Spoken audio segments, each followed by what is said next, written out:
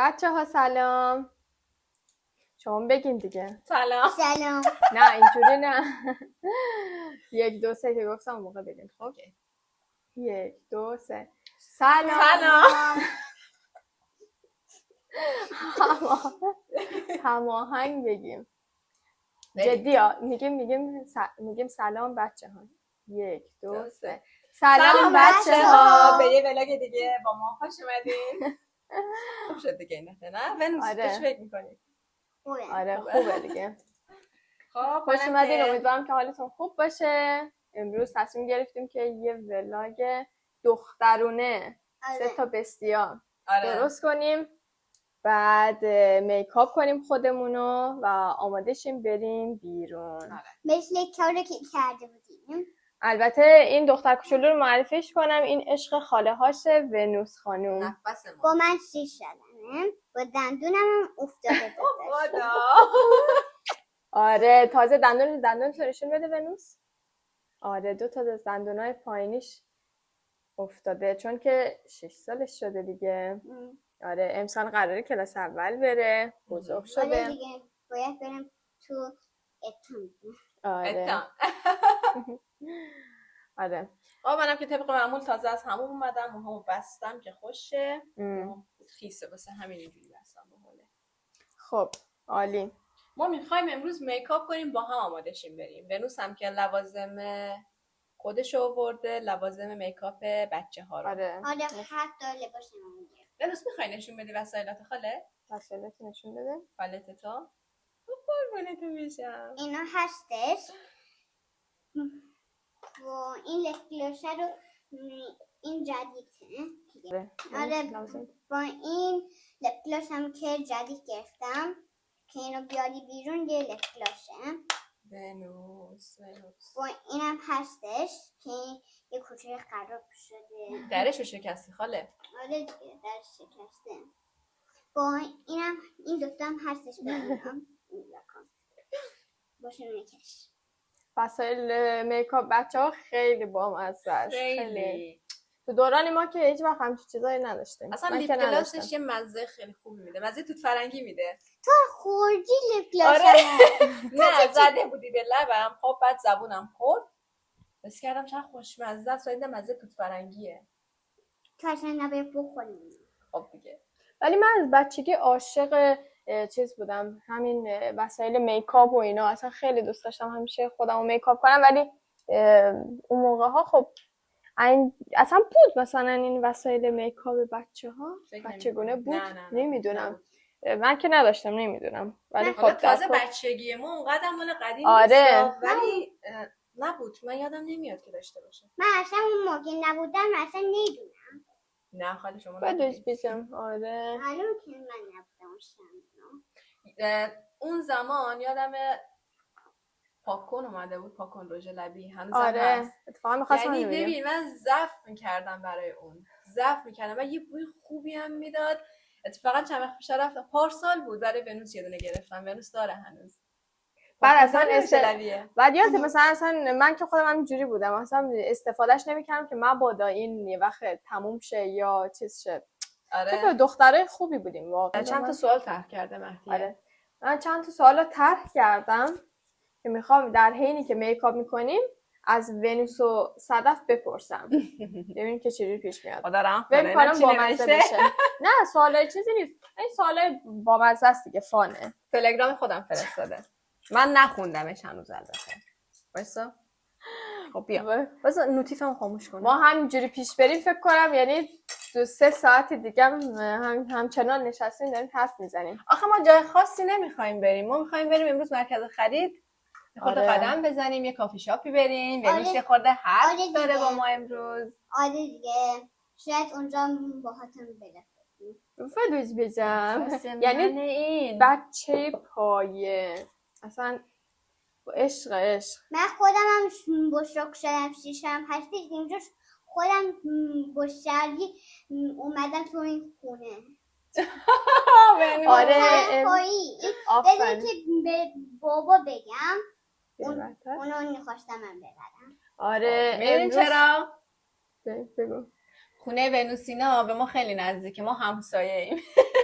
آره ما همسایه نزدیک. ولی خب ونوس ما خیلی شجاعه که تنها اومده.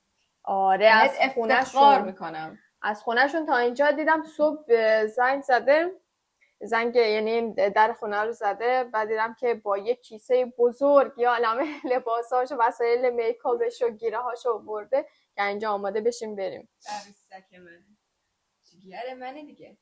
آره دیگه. آره کنم ما بهت اولین بار بود. آره من اینو اول شروع کردم تو مدرسه. اینو اول مدرسه شروع کردم که خودم تنها برم که دیگه شده بود. آره خب بچه‌ها شروع کنیم میکاپو. آره سریعا آماده شیم. آره دیرمون میشه. آره. خب من که اول از ضد آفتابم شروع میکنم. ضد آفتاب بیرنگم برای گردن. توضیح بدیم دیگه چیکار می‌کنیم. آره توضیح. خب من موهامو بستمش این بالا با گیره که رو صورتم موقع میکاپ نه، چون خیلی بدم میاد که مو بره رو تو چشم، نمیدونم رو صورتم موقع میکاپ حالت کثیفکاری هم میشه. خب میخواستم راجع به چیز اول حرف بزنیم. اون فیلمی که چند روز پیش دیدیم چی بود اسمش؟ غرور تعصب. ولی خب چون ونوس اینجاست ممکنه مثلا واسه ونوس یکم خسته کننده باشه در مورد مثلا فیلمی حرف بزنیم که حالا مثلا ونوس ندیده بود، چون ونوس ندیده بودتش. از این سوالای بهتر میپرسم. خب اگه میتونستی به هر نقطه ای از دنیا سفر کنی کجا میرفتی و چرا؟ ونوس میخوای تو اول شروع کن. کجا دوست داشتی خاله سفر بری و چرا مثلا؟ خب خوبه دیگه، مثلا میتونی بری میکم گردش کنی. نه خاله منظورم اینه که کدوم کشور مثلا الان اگه میتونستی همین الان سفر میرفتی کدوم کشور دوست داشتی میرفتی؟ کدوم کشور؟ نیویورک. نیویورک؟ آره اونجا. بعدش بشم من نیویورک منظورش همون نیویورکه. نیویورک. آره دیگه من یه وقتی یه چشه اشتباهی میکنم. قربونش برم که انقدر حجمش زیاده ها بچه‌ها. آره چیز نیویورک. صورت منو ببینیم چقدر وحشتناک شده. خب من الان از اسم این چیه؟ چرا یادم میره؟ پرایمر. از پرایمر خدایا به تیزون صورت هم زدم این قسمت و این قسمت ها دیگه. مثلا کل صورت هم اصلا پرایمر نمیزنم چون به نظر من همینقدر، چون میدونیم یعنی ما خانوادگی کلا پوست چربی داریم، به خصوص مال من. شاید همون نیاز به پرایمر زیاد دارم. ما این کرم بزنی امروز؟ آره نه من فقط ضد آفتاب رنگی میزنم. این که الان انقدر حجمش زیاده وقتی که ضد آفتاب زدم، ضد آفتابم رنگیه. بعد این بعد چند ثانیه یا حالا چند دقیقه جذب پوست میشه. الان انقدر حجمش زیاده این شکلی. واسه اینکه ضد آفتاب میزنم اول با دستم بلندش میکنم، پخشش میکنم، یعنی بعد با اسپنج بلندش میکنم. واسه همین اینجوری دارم میزنم، وگرنه این کرم پودر اینجوری استفاده نمیکنم. خب فوندیشن یا همون کرم پودری که استفاده میکنم استیلادر عشق من خیلی خوبه. آره خیلی کرم پودر. ما تا حالا کرم پودرهای مختلفی رو تستش کردیم ولی خب استیلادر به پوستمون خیلی بیشتر میاد. این واسه کسایی خوبه که پوست خیلی چربی دارن مثل خود من، یعنی استیلادر واقعا خوبه چون وقتی مثلا رو صورت بلند میشه اینا خیلی قشنگ میشینه رو پوست. حتی مثلا بخوای عکس و اینا آدم بگیره خیلی خوب یعنی رو صورت میشینه یعنی اینجوری. بعد آره کلا به نظر من خیلی خوبه. آره خیلی خوبه. ولی خب چرا یه نقصی داره؟ چه نقصی داره؟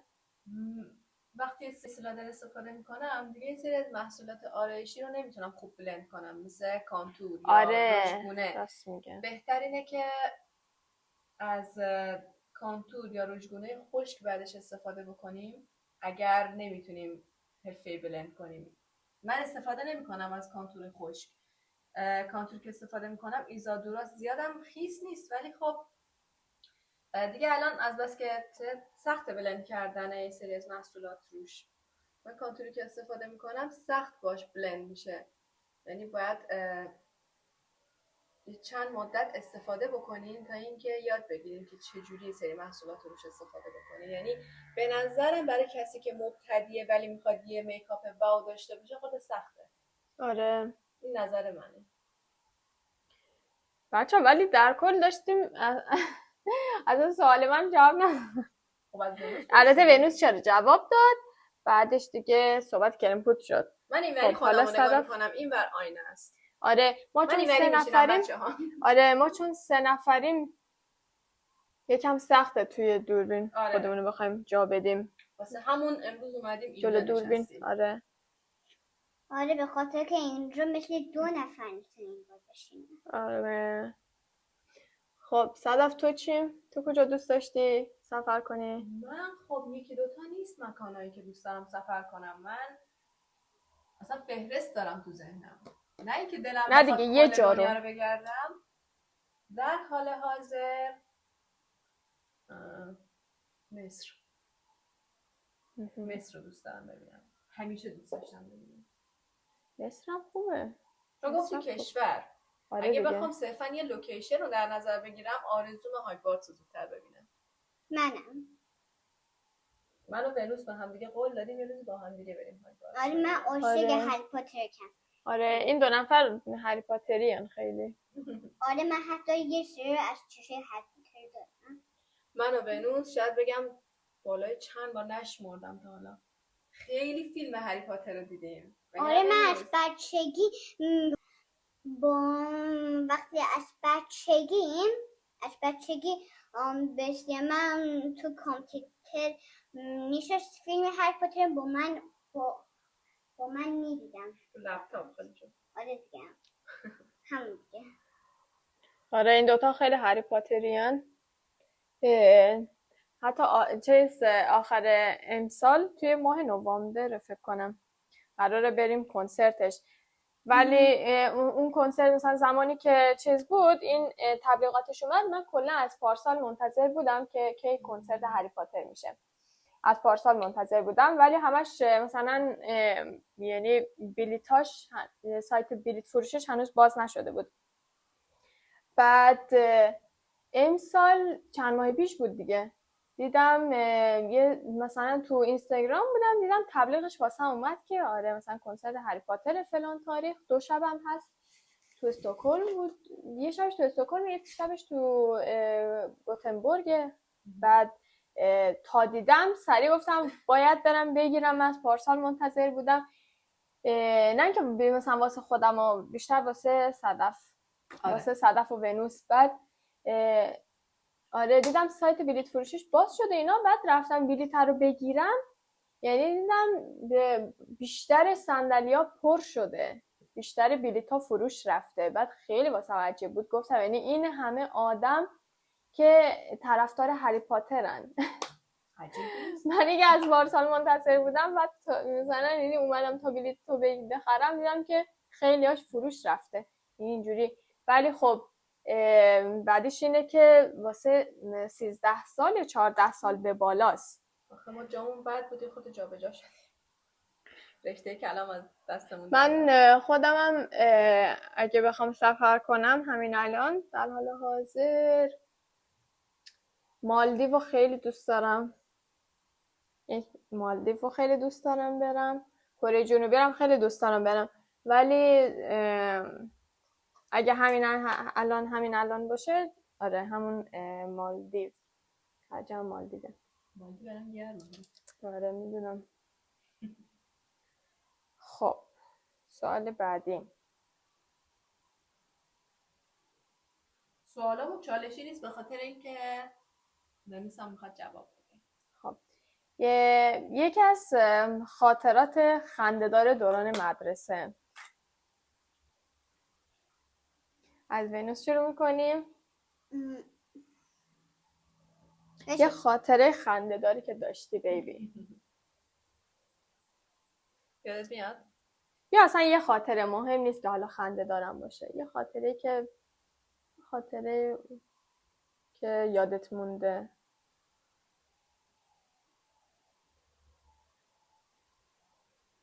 فکر میکنی بنوس؟ چی؟ فکر میکنی؟ آره دیگه، من اصلا نیستم. خب بنوس نمیدونه. بیشتر خاطراتی که دارم راجع به چشم چقدر بد شد. پودر بیک الان سری رفتم زدم چشم حالا اینو میتکنمش. سنم خیلی کم بود، نمیدونم چند سالم بود دقیقاً، ولی خب دیگه مدرسه میرفتم. یه دونه آینه داشتیم، اون آینه کوچولو، من خیلی دوستش داشتم اونو. یه سری وسایل شخصی برای خودم بود دیگه، اونو جزو وسایل شخصی میدونستم. بعد توی مدرسه سوره توحید یاد گرفته بودیم.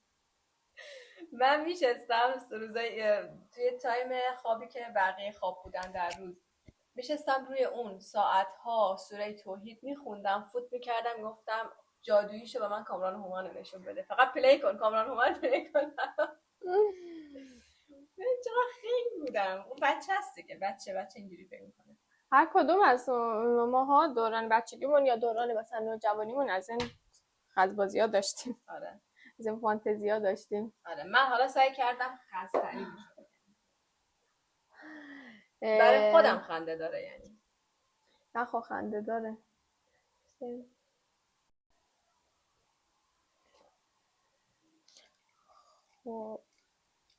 خب من اگه بخوام مثلا یه خاطره خیلی خنده‌دار واقعا الان بخوام بگم یادم نیستش، ولی مثلا یه بار توی نمیدونم سال چندم ابتدایی بودم، فکر کنم سال 5 ابتدایی بودم اینا. بعد ما امتحانی داشتیم، بعد خب اون موقع خدایی مثلا بچه درس خونم بودم دیگه، سال 5 یعنی من سال اول دوم سوم درس خون نبودم، سال چهارم پنجم واقعا درس خون شدم.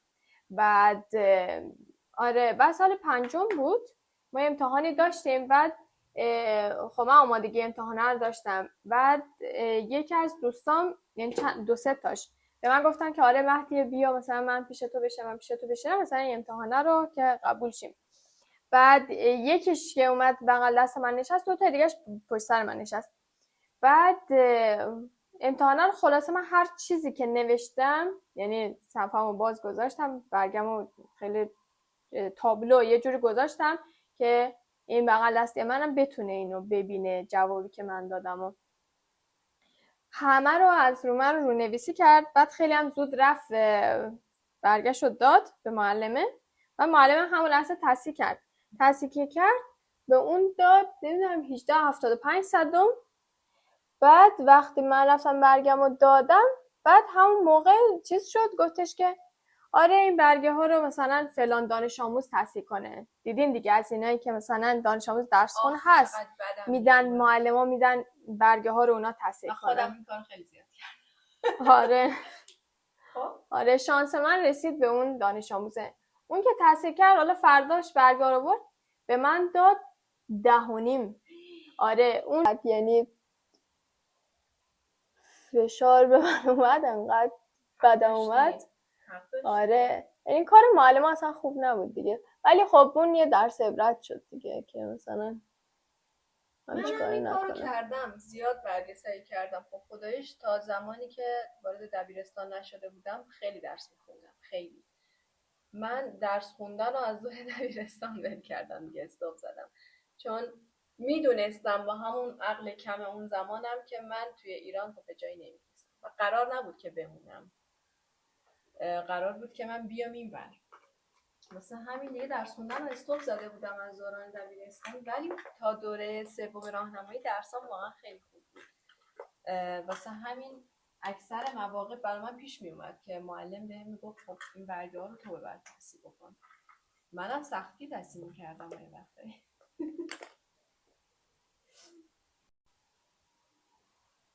خب سوال بعدی اینه که اگه میتونستی جای خواهر یا برادرت باشی، جای کدوم یکی می‌بودی و چیکار می‌کردی؟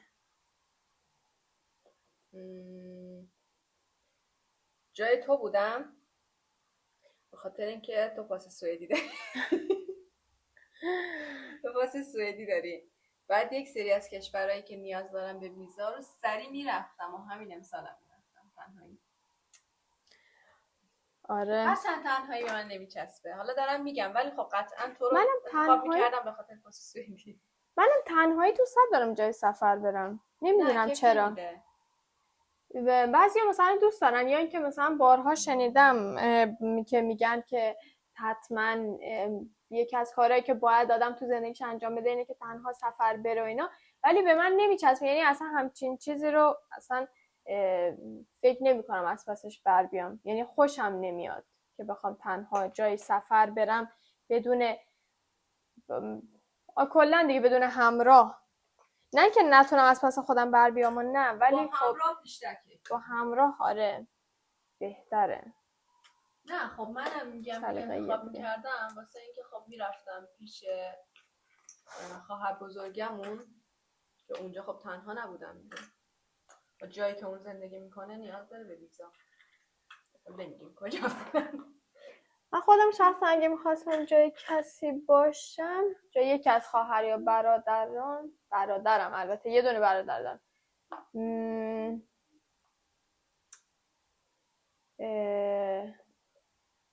و چون که من خودم دخترم و قطعا ترجیح میدم که جای پسر باشم دیگه، یعنی جای داداشم باشم. ببینم مثلا ترجیح هم این بود که جای برادرم باشم دیگه. اینم فقط به خاطر اینکه ببینم مثلا پسر بودن چه شکلیه، جالبه، چه دنیایی داره واسه خودش. آره فقط واسه همین دیگه. نمیدونم. میدونی به نظرم اگه این سوال یه جوری دیگه می‌پرسیدی قشنگ‌تر بود. چجوری؟ چالشی‌تر. حالا به جای خانواده میگفتی دوست داشتی جای یک زن دیگه اگر میبودی کیو انتخاب می‌کردی؟ جای زن دیگه؟ آره. خب خانواده که من الان زندگی تک تک خواهرامو خب میدونم دیگه. به نظرم زیاد چالشی نیست این سوال. من اگر بخوام زن دیگه ای رو انتخاب کنم چالشی تر میشه برام. میشه به هم دستمال بدی؟ حالا نه صرفا خانم. دستمال خب اگه میخواد جای سلبریتی باشی چی؟ جای سلبریتی دیگه. این چالشی شد الان. میدونی چرا؟ واسه اینکه جوابش هم خود سخت تره. اگر جای سلبریتی دیگه بودم شاید یکی از اعضای خانواده کارداشیان انتخاب میکردم.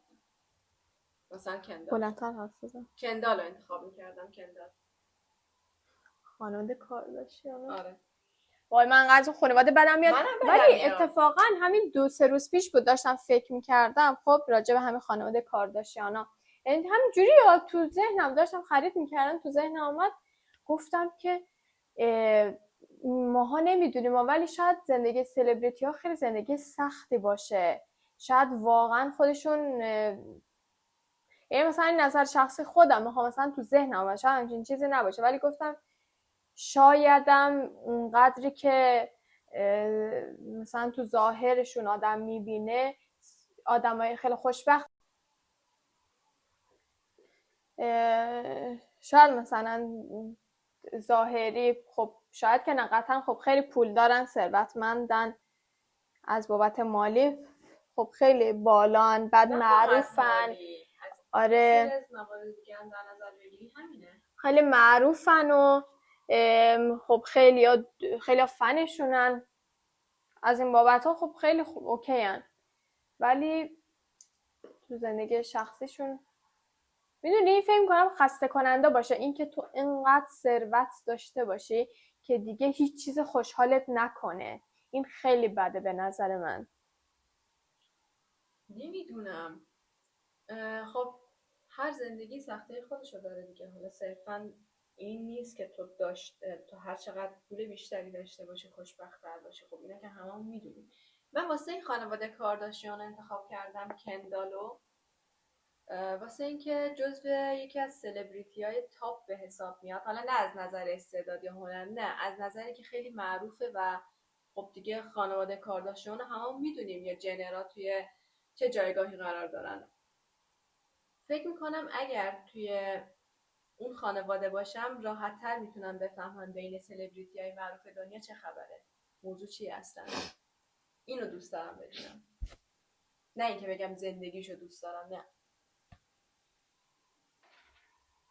ونوس هم که داره لاکشو میزنه. من 2 مدل لاک دارم. یکم بیرون هوا فکر میکنم خنک باشه شاید. امروز. من منم اصلا دوست ندارم که سویشرتی کاپشنی چیزی بپوشم. کاپشن که نه خداییش، در اون حد که دیگه سرد نیستش که آدم بخواد کاپشن بپوشه. آره دیگه داره تابستون میشه. بارون میومد ونوس بیرون؟ آره فکر کنم بارون اومد، اصلا حس نکردم، ولی سرد بود وقتی اومده بودیم. این لبای من قرمزه، این من رژ لب نزدم و این شیدینگ لبه. چند ماه پیش ایران رفته بودیم، بعد دیگه همینجوری خوشم اومد چون لبای من در حالت عادی خیلی بیرنگه، واقعا سفیده، اصلا خیلی بیرنگه. بعد من دوست نداشتم. آره نه خود در واقعیت هست دیگه، مثلا بیرنگه تقریبا، واسه همون گفتم که بذار شیدینگ کنم. بعد اینا خیلی دیگه قرمز شد. بعد وقتی شیدینگ کردم بعد برعکس، مثلا قدیم قبل اینکه مثلا لبامو رنگ بزنم همیشه، یعنی اکثر اوقات رژ لب قرمز میزدم، بعد وقتی شیدینگ رو زدم بیشتر رژ لبام نود رنگش. کجا بودیم؟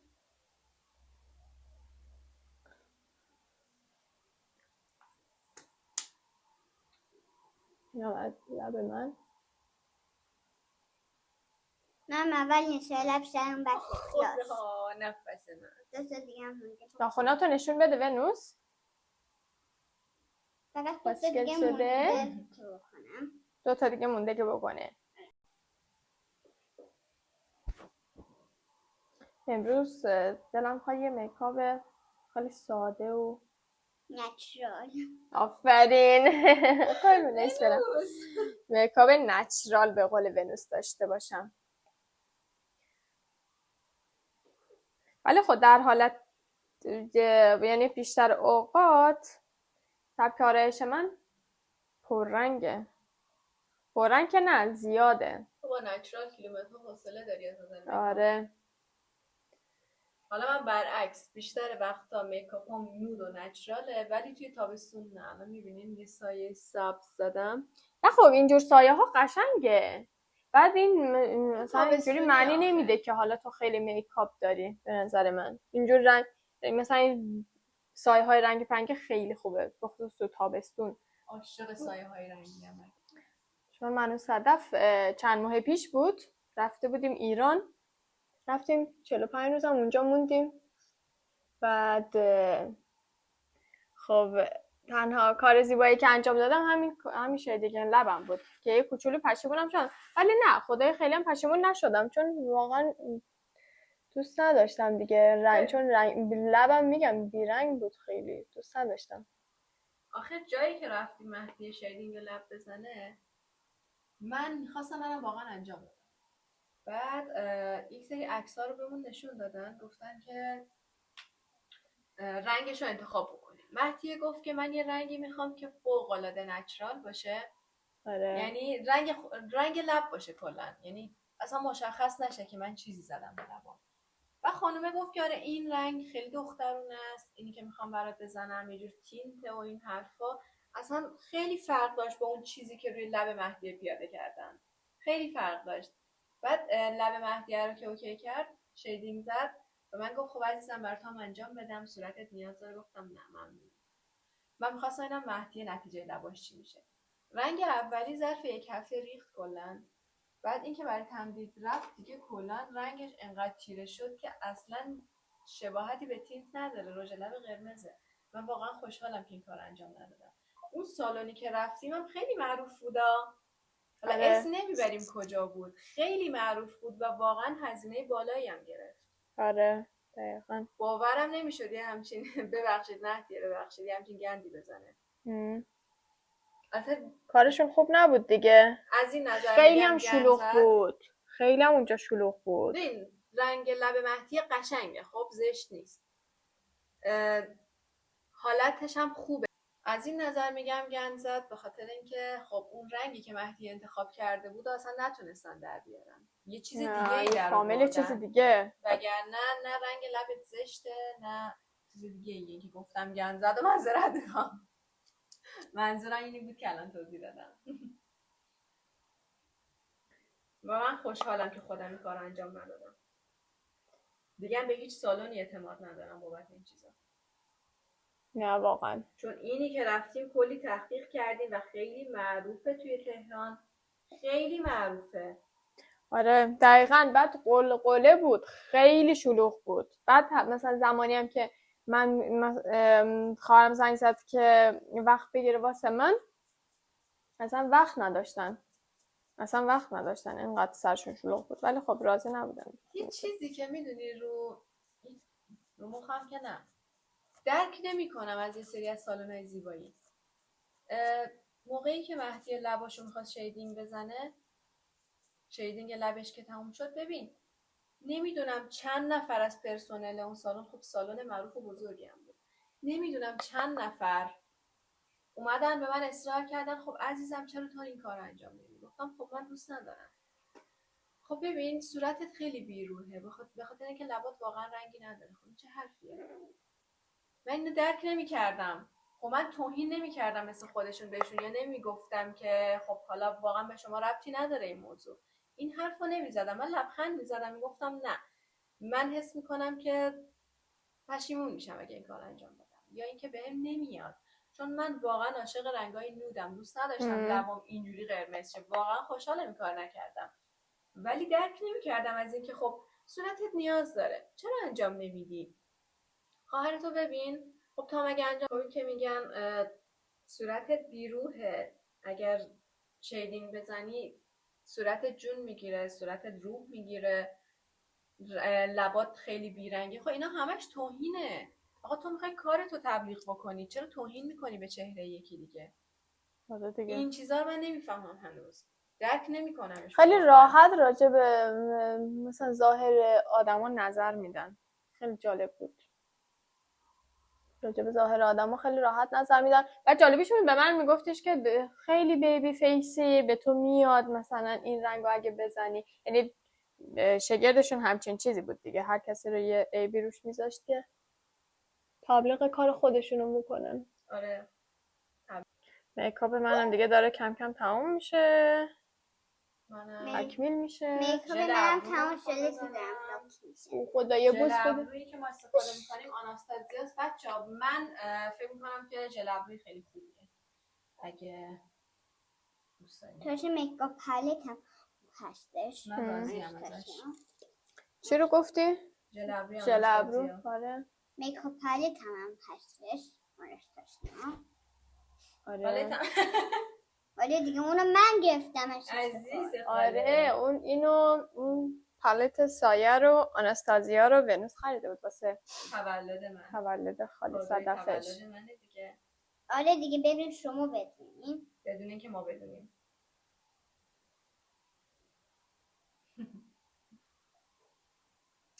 خب دیگه من تموم شد.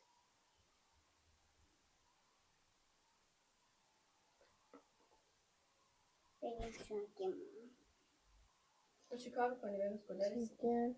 خب دیگه من میخواستم یکم روش گونمو صورتی کنم، من برم دست ولی نمیدونم که شکلم بزنم. 3 مدل یعنی 3 رنگ مختلف شکلم داریم، ولی خب شاید رو هم رفته 4 بار اینا بیشتر استفاده نکرده باشم شکلمو. من خیلی مثلا چی میگن خدا، خیلی مشتاق بودم که شکلمو تست کنم، ولی خب اون قدری که حالا سر و صدا کرده بود و خیلی ترکون در اون حد به نظر من نبود شکلم. واقعا نبود. آره ولی شکلم یه خوبی که داشت قیمتش بود به نظر من. این قیمتش حدودا میشه گفت یکی بود، مثلا نسبت به کیفیتی که داشت قیمت مناسب بود. قیمت مناسبی داره. ببین رژگونه های شیگلم خوبن به نظرم، طبق استفاده شخصی، طبق نظر شخصیم دارم میگم، ولی واقعا نمیارزن. اصلا نمیارزن. ببین این نمیدونم چند خریدمش ولی خیلی ارزون بود. چند قطره بیشتر نداره، این خیلی زود تموم میشه. یعنی آدم نمیتونه که 10 تا بخره که خب اگه بخوای، به نظر من اگر شیگلم میخوایم استفاده بکنیم یه مقدار آدم میتونه بیشتر پول بده همونو بره نارس بخره. ما نارس هم داریم. نارس رو 1 سال پیش خریدیم، مدام هم استفاده کردیم. نمیدونم چند میله، 30 میله، نه 30 میله نیست، خیلی کمتره. نمیدونم چند میله، همون که یه مدل بیشتر نیست، یعنی رنگای دیگه هم نداره. رژگونه صورتی نارس به نظرم خیلی به سر ببره. به اندازه حداقل 14-15 تا شیگلمه. تموم اصلا نمیشه. ولی این ببین دفعه دوم شارژش کردم، اصلا یه جوریه که من اینو الان حس کردم اون قبلیه است، جدیده رو برم باز کنم باورم نمیشد این همون جدیده است. مگر کیفیتش خوبه. چیکار کنم؟ برش بیا اون بشه اینجا. باش. بیا جلو دوربین ونوس تا میکاپ خودتو نشون بده. چه خوشگل شد. اوه عشق حاله هاشه، عشق حاله هاشه. روژه لبی نشه فقط. خب ما آماده شدیم، میکاپ هر ستامون تموم شد. الان بریم که لباسامونو بپوشیم و موهامونو درست کنیم. درست شد. من که دارم روژه لبمو هنوز نزدم ولی برم موهامو خشک کنم بعد لباسامو بپوشم. من که دارم موهامو درست میکنم. آره. خب بچه‌ها ما آماده ایم. این از لباسمون. بذار لباس منم ببینم دیگه بنویس. لباسای تابستونی پوشیدیم. آره. هوا خیلی ولی تابستونی نیستش امروز، ولی خب مهم نیست اصلا. من دوششم با خودم دارم که بارون. آره من قرار تازه بارونم بیاد، این از همه بدتره. اینو کجای دلمون بذاریم، ولی امیدوارم که نیاد. آره خدا کنه، چون که من واقعا حوصله ندارم لباس گرم با خودم بگیرم. لباس میکاپم خوب شده. به نظر خودم که خوب شده. رنگ لباسم تقریبا میاد نوده. من از فاینال میکاپ من واسه صدف بیشتر بهاری تابستونیه، قشنگه. من هم رنگ لباسم زدم، سایه زرد و سبز. آره. خب بچه‌ها دیگه داره دیرمون میشه، ما میریم اونجا. البته گفتیم کجا میریم؟ نه. آره داریم میریم مرکز خرید آیکیا اریکسلند. بعد آره دیگه فقط هم داریم به خاطر ونوس میریم، یعنی کار خاصی نداریم. ما میریم مرکز خرید اریکسلند که کنارش آیکیاست و چند تا کافی شاپ و رستوران و اینا داره. خلاصه مرکز خرید خوبیه. حالا میریم با ما باشین ببینیم. بای بای. بعدش میریم شهر. خب خوشبختانه که هوا آفتابیه، اصلا هم سرد نیست. ابری به نظر میرسه ها، ولی آفتابه. عجیبه، اون ور ابریه. خیلی خوبه. آره.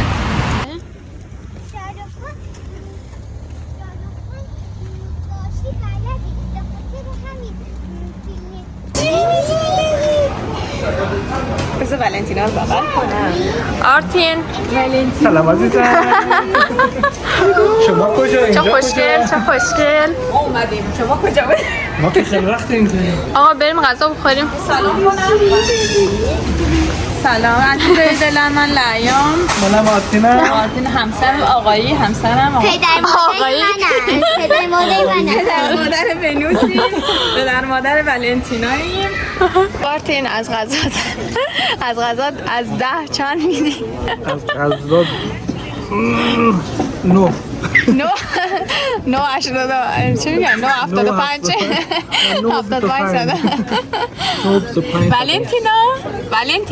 ولنتینا سرگرمه ولش کن. خب لعیا تو چند میدی؟ از 10. من غذای مورد علاقمه نشد گلار، همون کوفته قلقلیای معروف سوئدیه. خیلی هم خوشمزه است. با پوره سیب زمینی سفارش دادم، خوردم، خیلی خوشمزه. 10 از 10. 10 از 10. ونوس تو چی؟ تو پنکیک خوردی. از 20. از 20 میدی؟ آره دیگه 20. صدف تو چی؟ غذای من پاستا بود. خوشمزه نبود خدایی. واسه اینکه پاستا همچنین مکانی نباید پاستا سفارش داد دیگه. دیگه. اشتباهی کردم. اگر اینجا غذاش عالیه اما این 5 از 5. خوبه. مال منم که یکم مونده.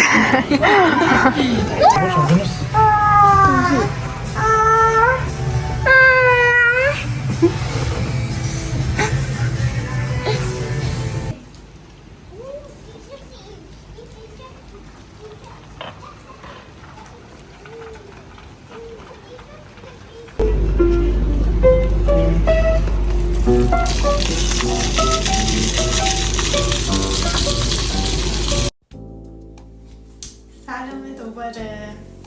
اومدم تو دستشوی بقیه ولاگو بگیرم بیرون. بچه ها موزیک گذاشتن، صداشم تقریبا زیاده. اومدم این تو در رو بستم و اینجوری بهتره، صدا نیست، صدا کمتره و همین که اومدم آرایشم پاکش کنم. از چشام معلومه، فکر کنم که خیلی خسته شدم. روز طولانی بود. ساعت الان تقریبا 10 شبه، 5 دقیقه به 10. گفتم آرایشم رو پاکش کنم. اینو نگاه.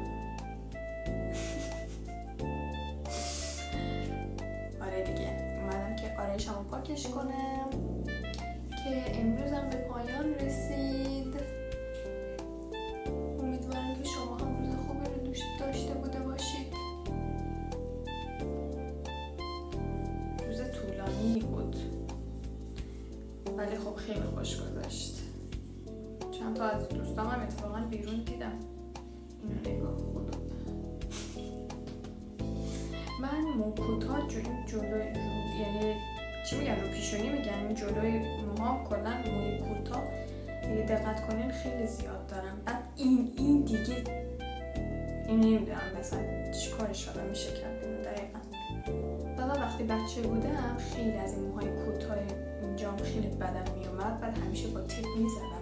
بعد پیشونیم خیلی خالی میشد، بدتر میشد. بعد با تیغ که میزدم هی پرپشتر میشد، هی زودتر در میومد. اصلا خیلی بد بود و دیگه نزدم. بعد واسه همون دیگه الان خیلی وقت اصلا دست نزدم. چند سال اصلا دست نزدم. و اینم از ولاگ امروزمون که به پایان رسید. امیدوارم که خوشتون اومده بوده باشه. تا ولاگ بعدی میبوسمتون. بای بای.